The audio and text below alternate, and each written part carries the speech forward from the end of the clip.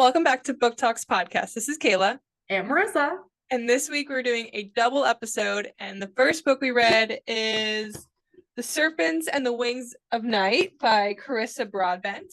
And the second book is Everyone Here is Lying by Shari. Lapena.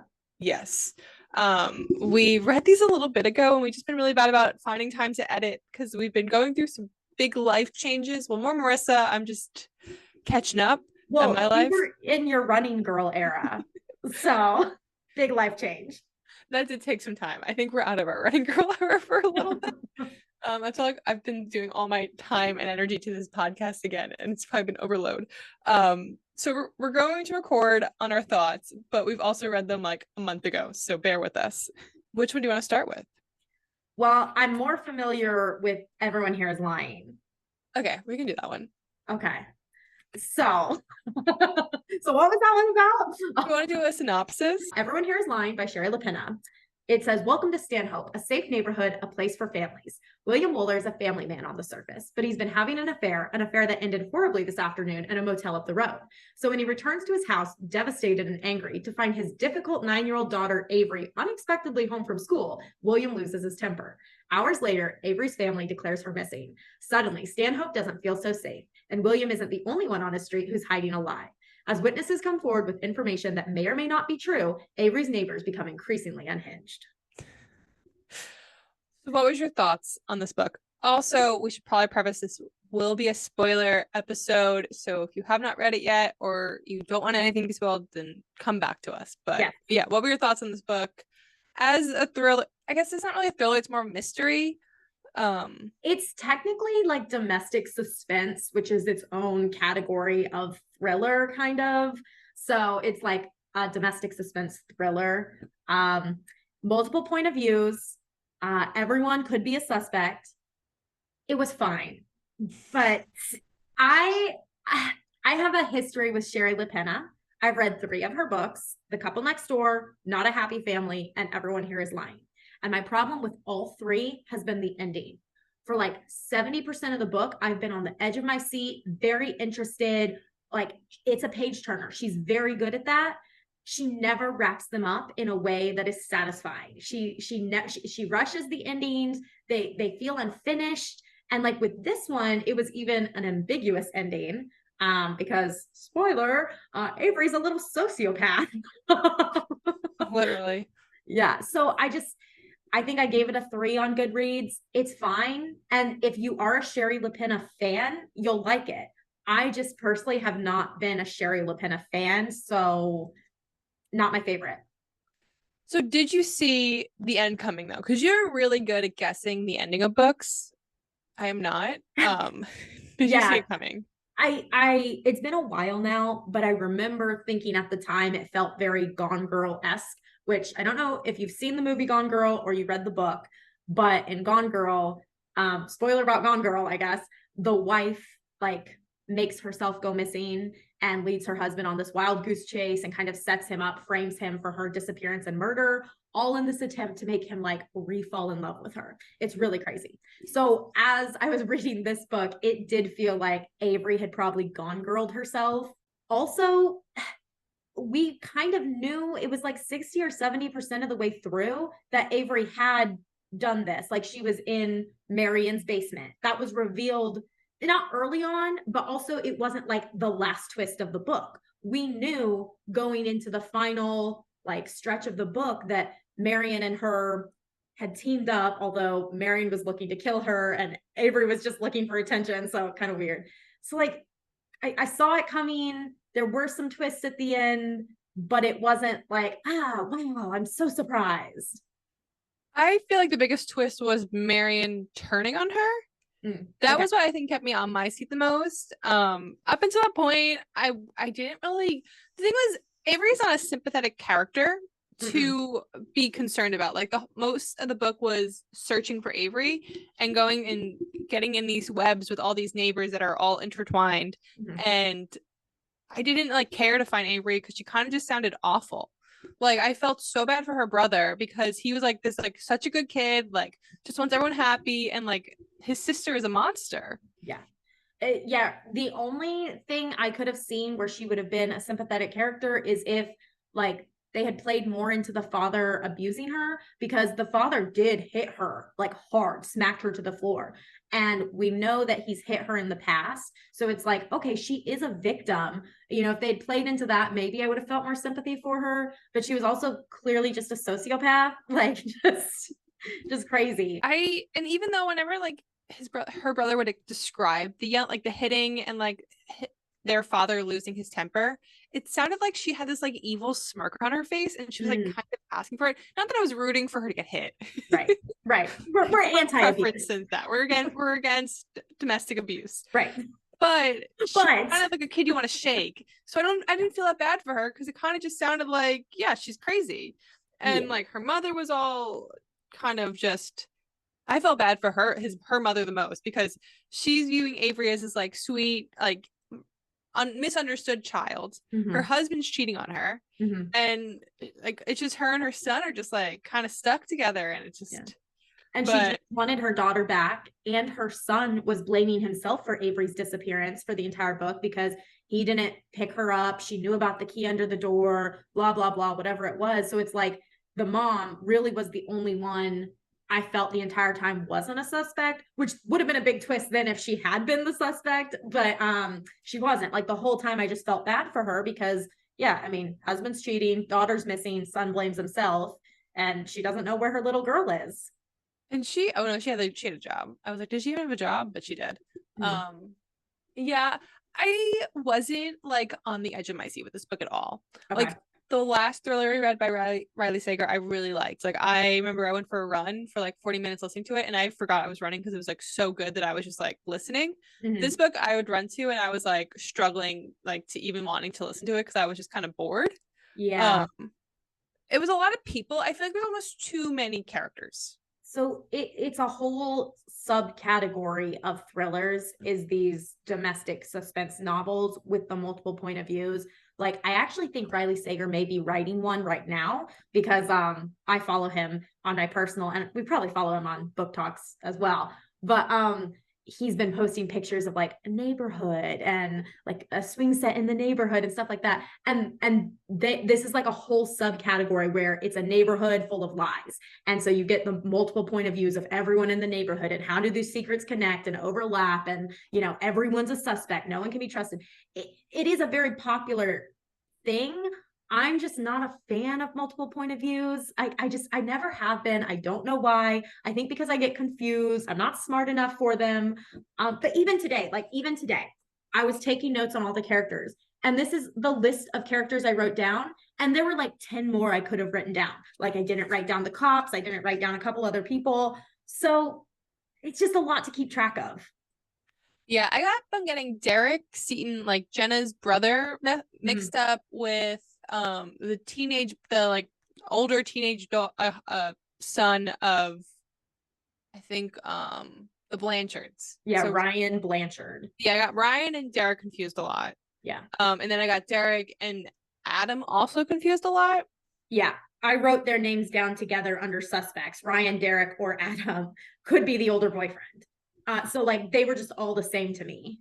I don't think she like diversified them at all though. Like she kind of wrote them all the same. And maybe that was her point, to show this neighborhood is just like carbon copies of each other and they all just like have these like webs of lies. But I was just confused as well.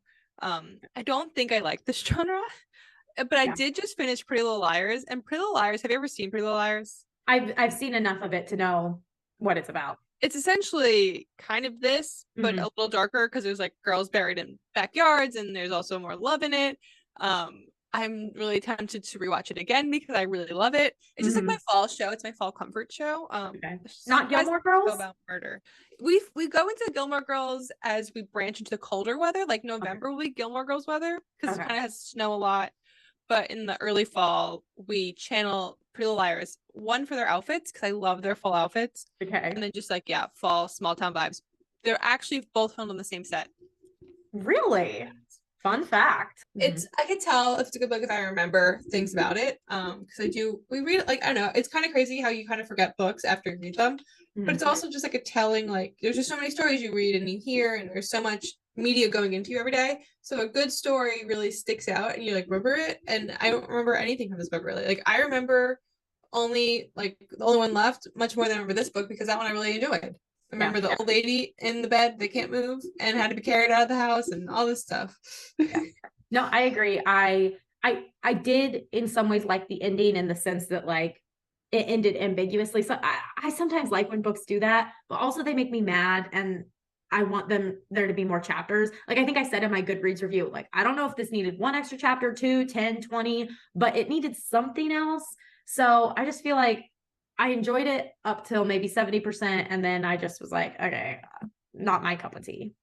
I think the reason we feel space because Avery never got any, like, she didn't get punished for her actions. That is why I'm pissed, because Avery just got away with everything. Yeah. Like Marion got in trouble. She got caught for her actions. Like I think Marion died. Yeah. So Marion got what was coming to her. Yeah, like she like, and all these people got what they were getting. Like all these actions, like the wife that was cheating got divorced, and like her husband was like, we're done. And even the dad who hit her like was publicly told the world that he hit his daughter, like he could never take that away. And Avery, this little brat who's literally awful, got away with all of it. Is like, oh, now I'm famous and live this my mom, which tells me no interviews. And like she just like is so, but no, she did get caught in the end with the interview. It was like really bad interview. Yeah, it was like, and that's why I said it kind of ended ambiguously, because she slipped up in the interview, and then the interviewer was like, now why don't you tell me what actually happened? And that's just how it ended. And so it's like, did she get what was coming to her, or will she be able to talk her way out of it? We don't know. Yeah. So I don't like her. I don't like her either. But I mean, I did like the other book we read. Yeah. So we'll switch to the next one, The Serpent and the Wing of Night by Carissa Broadbent. This is another book that we were advertised on TikTok and Instagram as the next ACOTAR, which we told that on Broken Bonds, and that was alarming, because it was just it was not what we expected. We did not expect a reverse harem. This was definitely much more closer than that. I'm reading the prequel to The Hunger Games right now. And it kind of gave me that Hunger Games vibe when they're like locked in like a place and have to kill each other kind of vibe. But better because it's not children killing children. Because that was the fact that we all liked Hunger Games when we were little is like so scary to me. Like reading this prequel as an adult, I'm like, we've literally read books about children killing children in like middle school, and like we're hooked. And I'm like, are we a bunch of psychopaths? Well, yeah, we are. It's just like the most wild concept, and like that book is so like I think it's read in schools, like it's like literally young adult, and like they're literally, I mean, yeah, like they're being forced to do it by the government, but it's children killing children, and people cheating on the children who are killing children. I'm so confused. I mean, look, I'm not gonna say a bad thing against the Hunger Games, because the Hunger Games was my jam. It is my jam. I'm a big Hunger Games fan, so I won't say anything bad about it. But I said at the time that The Serpent and the Wings of Night was a mix between like Hunger Games and Twilight. And I don't think it's like ACOTAR at all. I don't know why people were saying it's the next ACOTAR. Oh my gosh, it's fantasy romance. It's a lot of fantasy with a little bit of romance, and it's more Hunger Games-esque. So it's not ACOTAR, but it is good. Yeah, I liked it. I think it's good. I did not start the next one right away. I have to say that. I think it's kind of a harder read. It definitely was not an easy read, because there is a complex world. And I don't think any book with a complex world is really easy read. Yeah. Like I think of like the first like books of Throne of Glass, and like I didn't breeze through them because it was like world building. There's a lot of names that are really complicated that I'm probably gonna butcher in this book for sure. But no, I liked it. I liked the premise. I liked the setup. This was initially an independently published book. It's not anymore. Has it been picked up? I think it's been picked up. I read an article because I was reading a summary just today to refresh my mind, and it said it was recently picked up. Let me see. It was traditionally initially self-published, and then it was traditionally published by Bramble, which is a romantic imprint of Tor Books after the fact. So I don't actually guess I know which copy we read, because I read it on my Kindle, but I have the copy here. I think I don't know if she changed much, but could you tell that it was independently published? I went into it thinking it was independently published. So I'm not sure which version I ended up reading, but I don't think it wasn't like poorly edited or poorly written. The only issue I had with it was its length. It felt extremely long. And I do understand there was a lot of world building involved, but I think with the right editor, it could have been cut down a little and been made more concise. Now I gave it a 5-star review, so like I am not dogging the book at all. But if I read the self-published version, I would say the one thing she should true up is like be more concise. And if I read the published version, I would just say like the editor could have made it more concise. But that was my only qualm with it.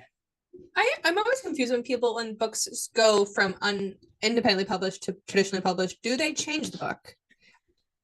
I don't know. I think they could, but I don't know because like I've seen at least people who were self-published who withdrew their books from like Amazon, reworked it and re-put it out. So I don't know if that's the same thing as going from like self-published, if they have to withdraw the book and then publish it under the other title or other publishing company. So like, but if they did, it would seem like they could change it. I don't know if she did. The only time this happened that I know of is whenever Elena Armas, I'm probably pushing her name, she wrote A Spanish Love Deception, and she was originally independently published and then became traditionally published, and she had vocalized like this book had changed, like I have added a chapter or moved chapter, like some wording has changed, and she like kind of gave like a warning. Okay. I don't know if I didn't really look for a warning in this book, so I don't know. Yeah, I couldn't really tell it was like an independently published book. Like sometimes there's books where like Broken Bond, for example, we were like, this kind of reads like it came from fan fiction. Yeah, I don't think this was like, I think it's a really good book. I think it really was well developed. The ending I did not see coming at all. Oh, I'm still like upset about how it ended.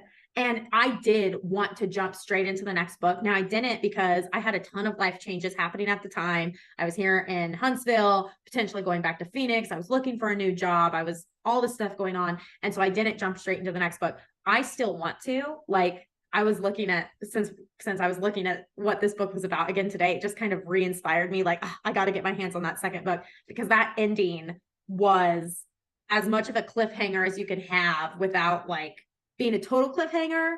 Like it wasn't like it ended with, did she die or did she not? But it ended with a total betrayal. Yeah, no, definitely did. Okay.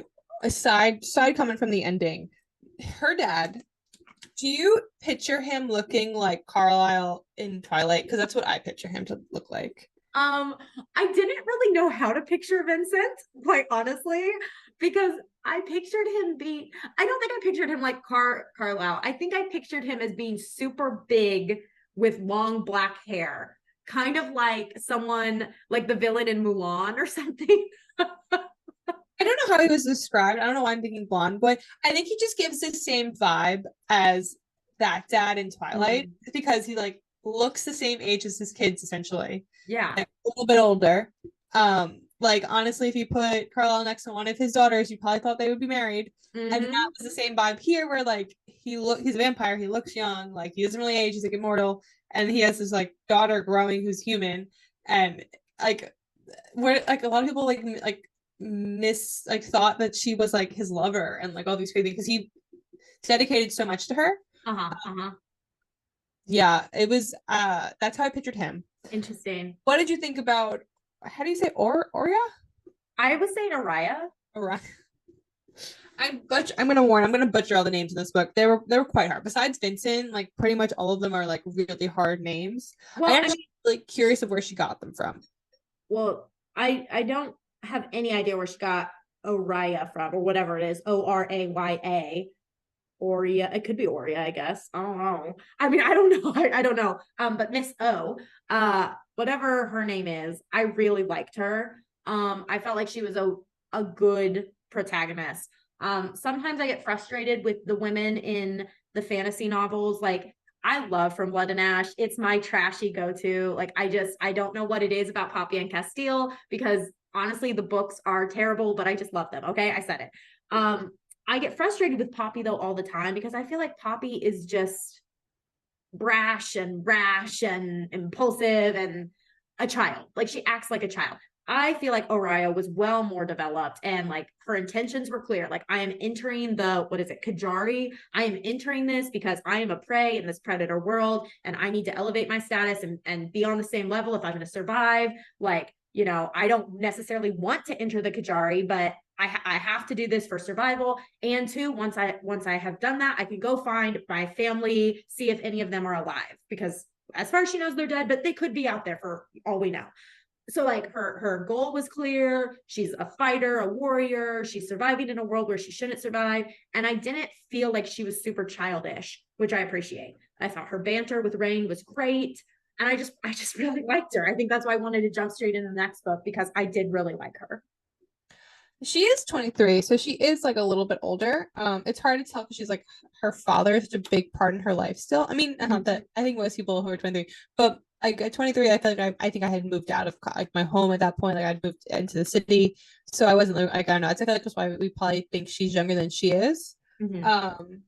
Yeah, I think I would have been a little bit more selfish with her. I'm going back to the ending. If I was her, I would have asked to be like a vampire or something. Maybe she don't want to be that, but like in this world where you're living amongst vampires and you don't feel like you could be human or a vampire, I think I would just become a vampire. Yeah. But Rain had basically died, right? And so that's why she had to make the wish she made or something. Yeah, she wished that he had won instead. Which, why couldn't she have just wished that he lived? I don't know. I don't know. I was very annoyed by it.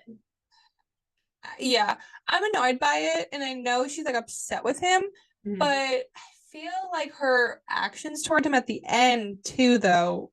I don't know. It was a very, I feel like the ending happened so fast. It was so fast. Like the book was so spread out, and then like the most important parts were put in like three like very like a small chapter, and then like I think I had to reread it to like catch up because I was like so lost because like I think that's one thing she also doesn't explain fighting that well. Okay. I feel like I couldn't follow the fighting all the time. Yeah. Because there was so much battles and I couldn't really like visualize it fully. I know it's kind of hard to like write fighting. Like I could not imagine like writing a battle because I've never even seen a battle in real life. But the ending was so fast, but I couldn't like understand her attitude towards Rain quite well. I couldn't really like tell where she was at. Like it kind of seemed, I guess she's kind of in the middle as well, but I couldn't sense her vibe. I agree. I feel like she should feel and be acting way more freaking betrayed because he killed her father. Like Rain killed her dad, who she was close to. And I know they had maybe some issues and stuff, but Vincent always protected her whole life, you know, adopted her, raised her as his own, encouraged her to be a fighter, to, you know, like find her powers and be her true self, blah, blah, blah, blah. So a good dad for the most part. Rain killed her dad, and Rain like conquered her kingdom, basically, like took it. Like she should be next in line to inherit probably. And Rain's like, I don't know. I feel like she should be way more mad. She should not be like, I'm still in love with him. It should be like, holy cow, you betrayed me. And this is a big deal. Yeah, no, it was, I felt like I was confused of her emotions at the end. And I felt like she should pick a side. I guess it's conflicting because you do love that person and they just killed your father in front of you. So I guess what do I know? I've never been in that situation before. But I felt like the ending was just too fast for me, actually. I wanted the ending to be a little bit like longer, like the whole rest of the book. We could have taken like half the fighting scenes out, like of the last challenge or whatever, the one where they're like going through some maze. I could have cut half of that. I did not need all of that. No, so I typically kind of skim fighting scenes and stuff because like I don't get them. They don't like, in my mind, they don't mean anything. I just need to know who lived and who died, I guess. So and not that I skimmed this book, but I definitely wasn't visualizing things. And that whole last chapter is just boom, boom, boom, fight, fight, fight. Like he dies, Vincent dies. And then it just ended. That's it. The girl comes to the window and that's it. It was a lot like the From Blood and Ash ending though. Because the ending of From Blood and Ash, Hawk or Castillo says, I'm taking Poppy home to be my wife. And this was like the same thing. I feel like I blocked that book out of my mind. That book, I feel like crashed and burned after she kept on writing. If Oh, she would yeah. end it at book 3, amazing series. But I think there's agree. books coming out. No, I know. There's 5 books out and there's a 6th coming out, and I stopped after 3. I only count the first like 2.5 of the series as actual series. The rest I just can't. I can't. I have the 4th. Have the I haven't 4th? read it. I have the 4th. I haven't read it. Are we gonna do it for the podcast? I think we were, and then it's like I think I have it too. the thing is, it's just such big books too, because we did the other 3. They're just such big books, and I'm just like frustrated. I'm frustrated it didn't end in the first 3 books. And then there's like a prequel. We have the prequel.